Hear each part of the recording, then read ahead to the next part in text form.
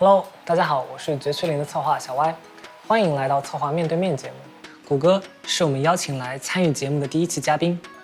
大家好，我是黑瞳谷歌啊，本次有幸受到绝区零项目组的邀请，来参加第一期的策划面对面。我们希望把这个栏目作为一个窗口，来回应大家关心的各种问题，也希望今后能听到大家更多的意见。我们会通过这个栏目保持和大家之间的沟通和交流。那既然小白老师已经这么说了，我也听说这个节目呢，就是主打一个真诚，是吧？当然，我们主要还是希望能够用一种更直接的方式去揭露问题、解决问题。那既然这样的话，我们就得好好谈一谈一些目前社区里玩家最关心的话题。我们就先来说说这个走格子这个方面从绝区零刚上线开始，就是对于走格子的这个玩法，大家的这个负面评价就比较多小歪老师对于这样的情况是怎么看呢？坦白来说吧，我们都会觉得走格子玩法在公测版本中确实存在很多问题。然后我们在走格子玩法上呢做了很多尝试。那从现在来看，就是没有给到玩家一个就是大家都满意的这样的一个结果嘛。就因此我们也去认真读了很多负面的反馈，收集了大量问卷，然后甚至我们也会打电话问很多玩家的意见。就是在这过程中呢，我们也尝试总结出了就是现在走格子的一些主要问题。就是我可以跟谷歌还有大家就简单的讲一下首先第一个是就是流程过长的问题，然后第二个是我们会觉得走格子和战斗玩法之间的互相穿插会有那种打断体验的问题。是。然后第三个是在前期历程体验当中呢，走格子的玩法占比可能有点过多了。确实。然后最后一个其实比较细节，就是走格子它就是相关的一些动画演出它有点拖沓。对，虽然说是有了那个加速，但是呢，就是加速的话，一个是速度还不够，再一个是加速的有时候反而还会打断这个角色的说话的这些演出。对的，就是加速其实也不是一个最优解嘛，就是在一些基础体验上，比如说镜头的移动还有就是一些就是对玩家操作权的就是占用这些问题，其实都是一些就是玩家反馈比较多的一些点嘛。那像这样的，就是也是难为小歪老师要亲口说出自己的项目的这么多的问题。就是也不能这么说吧，就是说不直面这些问题的话，这些问题就不能得到真正的解决嘛。那是不是现在这个问题已经在着手解决了？先从就是走格子和战斗玩法的这个互相打断，还有就是这个走格子玩法占比过高这两个点，就是说起了。就是大家可以看到，就是在 1.1 版本当中我们已经在就是主线当中已经完全去掉了走格子这一块的流程，然后整个故事呢都是在战斗关卡中完成的，玩家可以操作代理人完成整体的剧情故事。就是在这次即将上线的 1.2 版本当中，就是新的法拉同济世，就是我们的主线章节，我们也将继续保持这个形式，让大家体验到相对完整的战斗关卡没有走格子那是以后的就是后续版本的这些主线任务，还有大版本的这个活动的这些故事，都是以这种没有走格子的这种方式来设计的。我们认为就是主线的这种形式吧，让玩家可能体验市场上占比的玩家可能当前比较在意的这些内容的话，我们都会考虑就不再用走格子这种形式去呈现，然后尽可能的统一的去用关卡化的方式去表达它。那全都要是做成关卡化的话，相比于走格子，那这个开发量应该还是挺大的只能说这是分内的事吧。然后刚刚其实还有2个点没有展开讲嘛，一个是说就是走格子相关的一些演出有点拖沓嘛，这块其实我们一直在做优化，就比如说 1.1 版本，我们加速和削减了一些走格子的动画表演，然后也保持了这个加速按钮的这个状态。之前进出战斗不是经常会就是自动关掉，一关它就又切回去了，然后每次手动还得再调回去。对的。然后还有就是减少了一些特写镜头演出，调整了一些交互体验。然后呢，这块东西的话，我们是会持续做的。然后至于之前说到这个流程过长的问题呢，就是也像刚刚说到的，就后续的一些剧情体验的话，可能就是不再会用走格子这种方式去呈现了。虽然很多玩家觉得它比较特殊，但是确实关卡整体的观感、流畅感，还有这个剧情体验方面的话，它可能更合适这种形式。然后之前提到那种流程过长的问题，它暂时也不会存在在我们游戏当中了。就是后续呢，就是也不代表我们就会完完全全抛弃掉这个走格子这个玩法，就是我们还是会参考之前大家好评率高的一些一些方向。那确实，因为就我玩下来也知道，就是虽然大家叫走格子，但是其实这就是法厄同它的工作方式，它就是像在 HDD 面前面向的一个很多的电视屏幕，然后就这样子来指引代理人来走向这个空洞中的出路啊，它本来就是这样的工作方式。再有个，其实但是这样的话，就是确实这个体验有一些让大家玩家确实也觉得有一些奇怪的地方，但我觉得还是有些关卡，我觉得用走格子的方式表现出来，确实还是挺有意思的。那这个改动不会把这个就是会保留这些有意思的地方，或者说以后也会有这种有意思的走格子的玩法吗？是的，我虽然说现在有一些就是社区内的一些负面反馈啊，但我们也看到了一些就是喜欢走格子这个东西的玩家嘛，就是我们肯定也不会搞一刀切，就是我们首先我们会正视之前在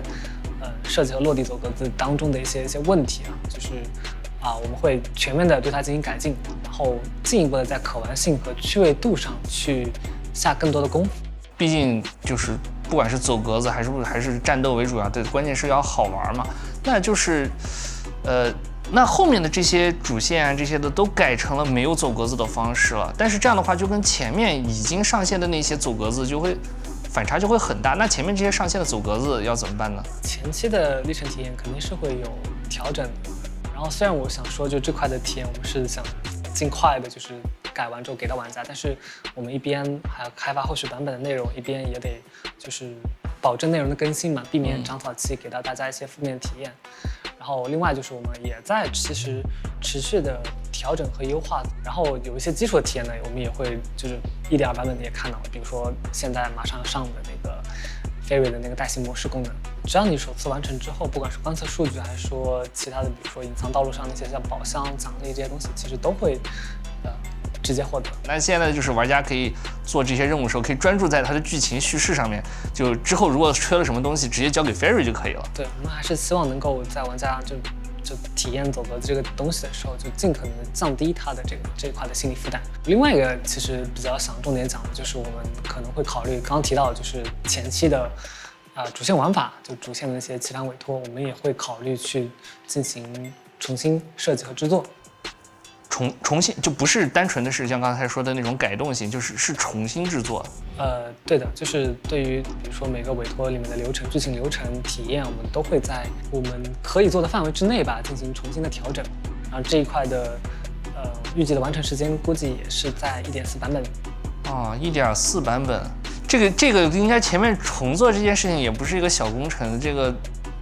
这整这么大没问题吧？就是我们会觉得，就如果不做到这个程度的话，也很难表现出我们的诚意和决心吧。确实，这个玩家本身也很期待，然后也是希望他能够这个做出改进了。绝区0是个新 IP， 我们觉得每个玩家都非常的宝贵，所以说我们希望就是通过这些改动吧，就是一步步的跟大家建立更多的信任关系。这也是我们这个节目想要的这个表达的主要的目的刚刚还没讲完，就是走格子相关的话，其实还有就是90号空洞嘛，想分享一下。就是1.1版本的时候，我们也上线了一个新的玩法，就是那个刀耕火分。这个东西本质上是可以直接挑战 BOSS 的。然后1.2版本呢，我们也会继续沿着这个路径吧，去新增一个可以直接战斗直接获取明徽的这样的一个玩法，就是闪击库巴花圃。那这个模式是能替代之前的0号空洞的那个奖励吗？是的，就是这个模式的话可能会更激进一些，就是你通过完成这个闪击库巴花圃，可以获得每周的这个调查点数。在不远的将来，就是可能在计划当中的1.4版本中，我们还会更进一步，就是推出一个大家说的那种就是 ATT 肉鸽玩法。它最大的区别还是在走格子这件事情上，就是系统上我们可能会做得更正统一点，就是它会用关卡，就战斗关卡为主要的体验构成，然后我们也会真正意义上去引入一些新的机制变化，就是比如说局内的角色变招去进一步的丰富我们肉鸽这一块的多样性。角色变招就是角色会有新的战斗动作吗？角色在1.4版本规划当中的这个肉鸽当中，肯定会有一些动作的变化。然后，初衷还是说我们希望这件事情是能够做到位的。所以说，后续如果大家有就是不满意的地方欢迎通过邮件问卷等各种方式给我们提意见，然后我们也会尽可能的去回应大家，去改变我们自己。那就是说，所以玩家的调查问卷，还有像网上大家讨论的这些反馈，其实你们都是有看到的，对吧？是的。然后那种比较尖锐的负面评价，应该也是有看到的，是吧？对的，就是这块确实应该压力很大，汗流浃背。那既然这样，那像玩家这种反馈激烈的这种情况，那你们就是也没有说是第一时间出来反馈，或者说像第一时间做一个我们这样的节目来说，为什么没有就是用第一时间的方式来处理呢？这个我们也有秉承一些理念，就是说我们在没有具体的优化方案之前，也不想就是空口画饼嘛，对吧？就所以说是当前来讲，就是我们拿到了足够的反馈，就是我们准备好怎么去修改。我们现在有一些干货了，所以说我们就敢拿出来给大家分享一下。那所以说就是一个说到做到的这么一个态度，对吧？但是反馈的这个事情吧，其实玩家反馈的东西往往不一定是他们，就是他反馈的往往不是他自己真正的想要的东西，就是他自己可能也不一定真正的想要知道自己想要的是什么，或者说是他提出的建议或者要求可能不一定符合就是实际的这个游戏的情况。像这种很复杂的很多样的反馈混杂在一起，你们要去如何去解决，还有就是甄别呢？我觉得这主要还是一个心态问题吧，尽可能去收集用户的意见，然后主要还是说我们得从不同玩家的视角，从我们制作者、创作者的视角去分析这些问题，然后对这些问题进行全面的剖析之后，我们才说再通过对应的执行力去一一的解决，然后就这样我们才会觉得这个 IP 和项目才会长久作为用户才会有安全感，这样才是一个相对健康的状态吧。就是从这个角度来说的话，每一个玩家的反馈都有它的价值所在，主要是给我们提供不同的意见。就是我们作为一个就是制作者来讲的话，我们也会认真分析，就给到玩家一个交代。就是只有这样，我们才能够做出一个合理的判断。其实我之前也写调查问卷，然后但我自己就会有一个担忧，就是我提出的这个建议能不能代表大家，能不能真的帮到你们？看来的话，就是因为这样了解到你们也会去分析玩家的反馈，然后去仔细的去研究，所以我觉得那大家应该就是只要有意见就尽管提，应该这样会更好，对吧？是这样。那这个走格子这个部分我们就先聊到这啊。作为我个人啊，其实还有很多想要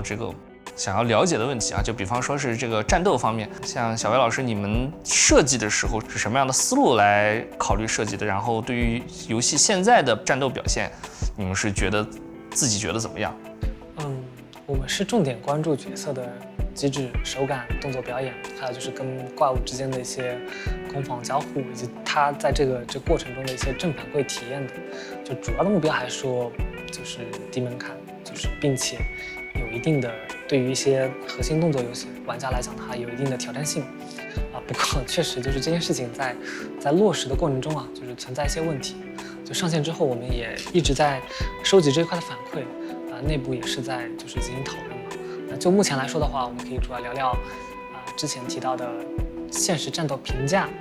战斗体验重复以及高速战斗下的锁敌机制这几个核心的体验问题吧。那我们就先聊一聊这个通关评价的这个机制吧。这部分就是玩家吐槽的比较多就是战斗评级觉得太单一了。其实虽然现在也有了，就是通过这个就是代理人这个战斗不能次数计算的，但是整体上还是以通关时长来评价的。当然我也理解，就是像长线运营游戏这个需要角色养成需要应对高难度关卡，但是这个同时其实还有一个问题，就是玩家在养成角色的时候受到的最大的阻碍就是体力限制，然后就因为这个原因导致玩家没有办法去攻克这个防卫战的那些就是强度很高的敌人血很厚的这些关卡，没有办法做到限时攻关。像这样的这个问题，现在应该是怎么办呢？怎么看？其实我们这个问题是有意识到的，而且确实我们自己会觉得现在评价这个标准的话是太过于单一的。这一方面是说玩家会，就是遇到刚类似的那种情况；另外一方面就是最核心的还是会减少这种乐趣。就是我们针对这个点嘛，也从1.1的这个新示意防卫战中，尝试新增了这个战败次数这种相对宽松的评价模式吧，就是会给玩家达成 S 评价更多的自由度。然后未来的话，我们也会在更多的玩法中提供除了限时、限战败次数之外的更多的战斗评级条件。但还有一个话题就是跟养成相关的，那这部分的话就涉及到相对比较多的一些底层结构的一些调整。目前我们的计划是一步步来，就是先逐步调优，大概是几个方向。第一点，我们会增加体力的供给，比如咖啡店会上架80体的常驻咖啡，并且常驻咖啡不再会花费丁尼。第二点呢，我们就是也是跟丁尼相关的吧，就之前分解引擎不是会消耗丁尼嘛，那这一点我们会在1.2版本把它调整掉，并且之前就是玩家分解引擎消耗的丁尼呢也会全数返还。然后第三点就是其实1.2的前瞻中已经提到了，就是我们会增加一个储备电量系统，就整体溢出的体力的话都会存到这个储备电量当中，就是体力和丁尼玩家都会更宽松一点对的，就是自由度可能会更高一些吧，就没有那么紧吧。然后第4点就是我们会增加材料掉落，就是说我们会有更高频的去推出一些日常本、素材本的一些双倍材料掉落的活动。然后第5点就是周本材料我们刷取的周期会进行一定程度缩短，就不会是原先1周只能得到3次那样对的，就是1周3次。就是这个基础之外呢，我们还会增加就是用体力刷取材料的这种模式吧。然后第6点就是我们也增加了一些活跃材料的奖励，就是具体是说我们在那个斯科特哨站的后勤商店当中也可以兑换通用的那些核心技能的升级材料。这个当然大家也可以放心，主要还是说是想让就是玩家有更多的选择空间，并非是要卡其他材料的一些获取。就简单理解就是养成的过程会更顺畅。对的。当然就这些改动来讲的话，我们觉得还不是特别充分，所以说这些改动也不会是结束，就之后就还有一些什么改动就是说我们就也会持续关注玩家在这方面的一些体验和反馈情况，然后做进一步的调优。那刚才还有个说到的问题就是那个战斗体验重复，就是现在感觉就是敌人的丰富度还不是很够。对，这个确实可以分成2方面来讲吧。第一方面是我们肯定会在现有基础之上再进一步的增加一些精英或者 BOSS 的数量，对。然后这是第一点。然后第2点是说相关的玩法在怪物的具体的调度，比如说 AI 招式这些应用上，我们也会进一步的去强化。比如说刚刚提到这个0号空洞的这个新的 ACT 玩法，新的 ACT 肉鸽这个玩法当中的话，就可能会对现在已有的怪物的一些体验进行重新的调整。那0号空洞是这个，就像我经常玩的话，就是大部分时间都会打0号空洞，这方面我就比较感兴趣。你能不能给我们就围绕这方面再给我们多展开讲讲？可以就是除了刚刚提到的就是那个闪击枯柏花圃以外，就是到1.4版本，我们还会为0号空洞新增一个就是新的模式吧。那除了就是刚刚提到它会围绕着角色增加一些战斗相关的体验，那其实它整体的比如说外围的系统也好它的整体的流程，甚至一些叙事上的投入可能也是会有的。就是这块也请谷歌和玩家们放心，我们始终在这件事情上会保持着很高很高的创作热情，也会持续提供更丰富的体验。说起来就是其实还有一个战斗方面的问题，就是 1.1 的时候我就已经感觉经常会有一个情况，就是我在锁定某一个敌人的时候，然后把他已经打至失衡了，但是我刚要准备对他猛烈的输出的时候呢，却一下子锁定的目标转到了其他的目标上，这个应该就是这个锁定方面的问题吧。其实这算是同类的，就是高速战斗的 ACT 的一个经典难题吧。就目前来说的话，主机端和 PC 端是可以通过点按 R3或鼠标中键进行手动锁敌。1.2版本对包括是刚提到的手动锁敌在内的锁敌功能逻辑进行了优化。一旦手动锁定敌人，发动极限支援技或者连续计时，画面依然会以被锁定的敌人为中心。另外呢，就是我们也调整了就是各种情况下的一些锁定的权重和参数。比如说在手动锁定敌人时切换角色，针对失衡状态下的敌人进行锁敌，还有就是攻击可破坏物，就是那些箱子这一块的权重。确实，经常战斗的时候打着，突然转头去打旁边的箱子去了，这个改动就很好。锁敌确实也是一个这个全行业来说都是一个难题的设计啊。你这么说，我可以有点就是不太敢接话。这个怎么说呢？因为前面也说过嘛，就是我们也不确定，就是这一轮修改就是能否满足大家的就完整的预期嘛。其实我们对于之前提到那些修改呢，都是抱着还是要持续调整、不断吸收和接纳用户意见的这个心态来的。然后呢，在1.1的时候，其实也收到了很多的反馈，我们也是在短时间内，火速地去进行调整。但对我们来讲，就是有些调整其实它的时间还不是特别充分的。那这个有必要就是怎么说呢？就慢慢做不行吗？没必要那么赶着做吧。但我们会觉得有些东西是可以慢慢做的，但有些东西其实对于玩家来讲，它算是一个非常大的一个体验上的痛点吧。就是在我们力所能及的范围之内，我们还是希望能够尽快的调整掉的。这主要还是一种态度问题，就是我们再想办法，再解决玩家现在面临的一些困难。那都已经这么说了，那像我猜战斗相关的还有一些，是不是还有一些什么其他的改动吧？其实还有一些其他的调优啊，就比如说移动端 1.2 版本，就是我们也加入了反切，就是说战斗切人时也可以切换为上一个角色。然后 1.4 版本有一个比较重磅的，或者说讨论度比较高的一个修改，就是终结技这个东西会从全队公用改为各自使用。哦，这个应该算是很重大的改动了吧？对，就简单来讲就是角色的大招槽满了，角色可以各自使用。当然，具体方案的话，现在还不太方便透露，就是后续有明确之后，可以再进一步的去分享。这个改动是很值得期待的，这个就是属于想一想就觉得，就一下子战斗的这个难度、策略和纬度都会几何倍的增加啊！这应该算是一个很大的改动计划了。就是如果要是有开始测试的话，请务必让我也试一试。好，务必。那这些改动真的就是觉得就很多都是在这个核心玩法上的这种改动啊。虽然说是绝七零之前也有一些就是好些地方需要改进的，但是这个还有一方面就是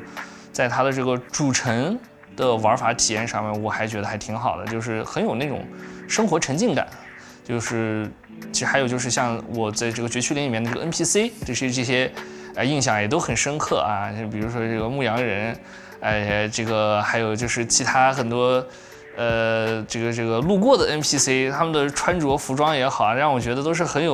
做得很用心的啊。但是还有一个就是觉得有点美中不足。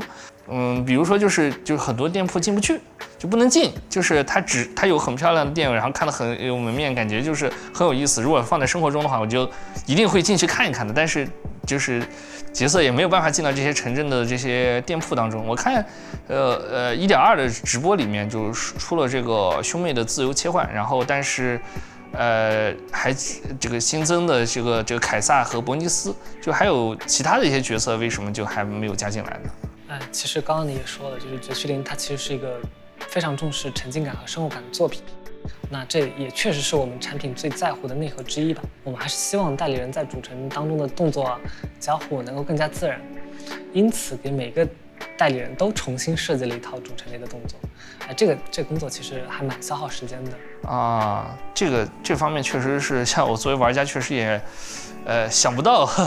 会有的那种工作。会有这样的难度，那这个工作量会有多干呢？其实干还好啦，但是也有一些就是技术难题需要我们去攻坚嘛。那能不能跟我们举个例子讲一讲？比如说本太大了，它进不了路商店。这个算是什么问题吗？这个问题还很认真很严肃的。本的体型比较超规格，然后它在比如说一些比较狭窄的地区或者空间里面行动，它的体验肯定不会特别理想，然后甚至说有些区域它压根就没有办法走过去，那这个其实是一个问题。我觉得在城镇里面做角色动作这件事情，你为什么不能直接套用战斗的时候的角色的动作呢？这样的话应该是工作量会小一些吧。当然我也只是我玩家，我也不懂这里面会有没有什么其他的技术问题啊，就随口问一下。这个主要还是我们是希望能够给在首先是主城和战斗关卡内的，其实体验的节奏、预期都不大一样嘛。那这是最重要的点，就是我们还是希望能够给到玩家完整的2套动作体验的，并且我们会觉得在主城当中，就是和角色交互是这个游戏体验当中最重要的一环。想想也确实，像这个角色战斗的时候有战斗的状态啊，这个日常生活就应该有日常生活的一个动作，确实也是合理的。那个关于这个主城光影广场这个比较空的这个情况，那怎么办呢？我就感觉是做了一个很漂亮的一个主城，但是没有加入什么玩法。这个问题是这样，就是光影广场作为一个已经存在在那个世界或者地块，我们肯定后续会持续的去拓展在这上面的一些功能点，比如大家已经看到的，比如说火锅店啊、花店这样的东西。然后另外一个就是以这些功能点为基点，我们会去拓展玩家的一些日常的选择。就现在其实日常部分的体验还是比较单薄的，或者说就是可能会觉得有点过于的简单了，然后这块随着我们主城这部分的功能点拓张会有所变化。那还有一点就是我们也是希望能够优化街区和关卡之间的一些衔接，就是现在其实在关卡当中也用到了一些主城内的，比如说一些任务系统或者说一些交互这样的东西。那随着主城的这一块的拓展，那关卡内这一块的体验也会有所变化，还是挺值得期待的啊。但是我觉得就是像城市这个变得更大，然后 NPC 更多，这个以我玩游戏的经验，其实这也并不意味着就是会更有生活感。就是像我玩的话，毕竟玩这个绝区零这个游戏还是以围绕这个代理人为主，我还是希望能和代理人，就是能操作代理人也好，或者和代理人一起出去约会像这种跟他们一起逛街，我觉得这应该才是这个吸引玩家想玩的内容。其实谷歌老师说的很对，就是关于和代理人这一块的交互的拓展也在我们的计划当中了我们打算在 1.4 上线代理人同行功能。代理人同行跟之前的那个他有一个角色每天3次那个角色邀约是有什么不一样吗？可以说是代理人同行算是这个邀约的一部分吧。对，然后大致的具体的方案我们还在就是设计当中调整当中。然后大致思路还是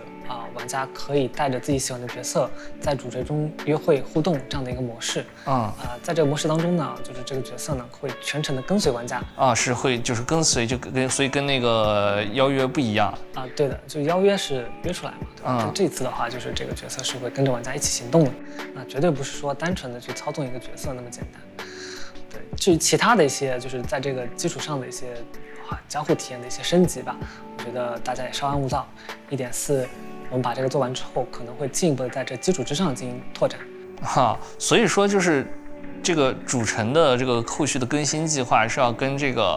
代理人的邀约是要配合的，所以主城的这个留着的是因为有一个更新配合是吗？是这个想法。小薇老师还有没有什么其他可以分享的？确实还有3点想跟大家分享。除开在1.2直播中已经分享过的，比如说编队系统的优化，像时间系统这些东西以外，其他还有一个是模型调优，一个是之前大家经常也提到的客户端包体过大的问题，这个确实。最后一个是就是云游戏，大家可能也听累了，我速速分享完。模型方面，比如大家比较关注的新建雅，我们有看到大家吐槽，其实这一块也是在就是尽力的修改当中。虽然说我们不确定就是能不能一口气的全部都改完，但是我们一定会关注大家意见，持续的去调优。虽然知道这个改起来挺难，但是该改的东西还是得改。不过说起来，这个模型这种也是很属于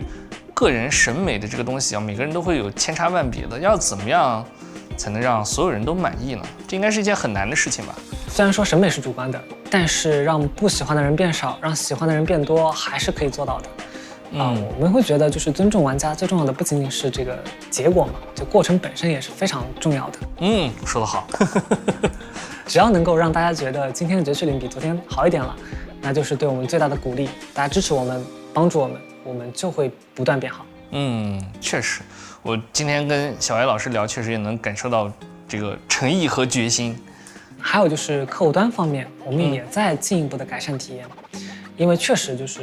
场景和视频资源也比较多嘛，我们将来打算增加玩家对于游戏资源的自主管理功能，也在尝试一些更好的资源的压缩方案。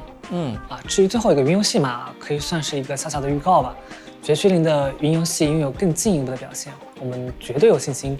给大家带来优秀的云游戏体验。欢迎大家到时候过来试一试。好了，我分享完了。欢迎谷歌锐评。锐评还是算了，这个我也知道，就是优化需要时间大家其实也能理解就是只要能够改好，只要能够落实，我觉得就其实像作为我这样的玩家，我觉得是等得了的然后看今天的分享，我相信也肯定不会只是画饼我是愿意放心的。当然，今天讲的都是一些具体的规划就是有1.2的，就1.3的，就是就会上线优化的内容，还有就是一些更长线的东西而且我们虽然一直在改，但也不是一直在闷头改。我们会觉得就是只有结合创作者视角以及玩家基于游玩体验的真实反馈，才是真正意义上能够帮助我们把游戏做好的方法。所以新的反馈和要求会不断出现，我们也会随着这些反馈进行不断的优化，做出新的内容。当然这些东西也不是一步就能够完完全全做好的，我们也衷心的恳请大家给我们一些信心和时间。那么我们今天就等一下，我还有最后一个问题就是大家之前评价小薇老师说你老看提词器这个我知道小薇老师很紧张，但是能跟我们讲讲吗？为什么会让大家留下一个老看提词器的这个印象？这个看提词器这件事情，确实因为之前不管是1.0还是1.1，就是确实是我第一次和第二次上这个直播嘛，然后有点过度紧张了，然后甚至都紧张到有点脑子转不过来了然后这块我自己也在调整当中吧，也是跟着我们版本一起变好。这次就感觉和之前的直播相比，确实已经自然很多了。是这样吗？那这个其实也不是什么大事，大家每次看你们这个前瞻，而且还都是很享受的。但是我也有一点想说，就是觉得这个1.1的直播内容也太短太快了吧？关于1.0和1.1，其实我们当时有想过一种就是新的尝试吧，就是我们希望能够以更简短有效的方式把版本内容同步给大家但是引起就是大家的一些误会，可能就这件事情就有点本末倒置了大家就觉得急着要下班对，就绝对没有这样的想法。所以说后面的直播的话，我们绝对不会做短。那我们像这期的节目的内容，为什么就没有做进1.2的直播里呢？这其实是2种不同的形式吧。1.2的是声优的小人直播，然后这一次呢，我们是希望有一个和玩家当面交流和回应大家的机会。然后就是这部分的游戏调优，它其实也有一个时间差，就是最近才刚刚完成方案的确认。最近才完成的对，所以说我们刚刚准备好，就立刻来跟大家同步了另外，我们觉得也不能只是一声不响的改东西嘛，就勇敢的承认自己的不足，直面问题，就尝试去说明我们后面的一些想法和改动方向，也算是我们项目的一种特点。确实。那么今天问的问题也是挺多的，问了很多跟游戏相关的，也有很多跟游戏不相关的各种问题算是没白来。我通过这次节目也确实能感觉到小薇老师还有你们的这个态度确实是非常认真的而这个态度呢，也是玩家信任你们的一个起点。那接下来就期待绝区零好好的落实这些改动给大家带来满意的内容。我们会用实际行动来回应大家的，也感谢大家的反馈。那今天就先这样了，非常感谢大家的观看，感谢所有喜欢和支持绝区零的神将们，我们下次再见，拜拜，拜拜。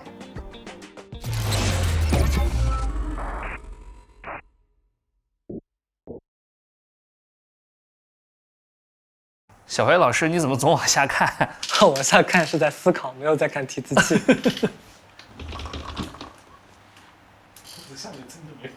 下面真的没有提词器。